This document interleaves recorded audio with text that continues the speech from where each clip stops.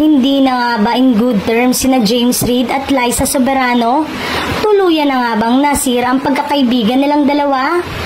Matatandang lumipat ng careless management si Liza na pag-aari ni James at ng sinasabing kasosyo nito na si Jeffrey O nang umalis siya sa poder ng dating manager na si OG Diaz. Ito ang report ni OG sa Showbiz Update vlog nila ni Mama Loy kasama si Tita Jegs na mapapanood sa YouTube.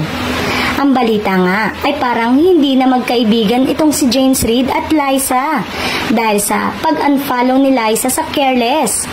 Ibig sabihin lang ay ayaw na niyang magkaroon ng koneksyon sa Careless sa pag-aari ni James Reid.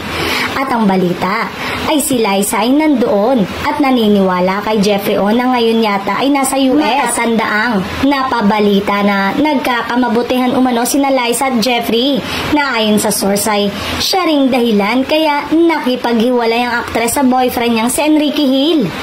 Pwedeng mabago yung takbo ng isip ni Liza at bumalik siya rito at maging magkapareha love team ulit sila ni Enrique. Dahil feeling ko ay naghihintay din naman si Enrique kay Liza dahil grabe ang lalim ng pagmamahal ni Enrique kay Liza. Natanong ni Tita Jegs kung may babalikan pang karir si Liza dito sa Pilipinas. Feeling ko naman may babalikan pa si Liza kung talagang buo ang loob niya. Kung mag-iba ang ihip ng hangin at mabalik siya sa dati. Kaya naman niyang makabalik na yung dating Liza para maramdaman ulit ng fans. Saad ni OG. Hayon, Mama, kung sakali ba na magpamanage ulit sa'yo ay papayag ka? No comment at natawa na lang ito.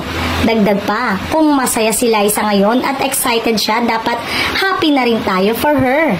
Pero kung ang pag-uusapan ay yung mga nagawa niya, nanghihinayang lang ako dahil sana na-continue niya yon.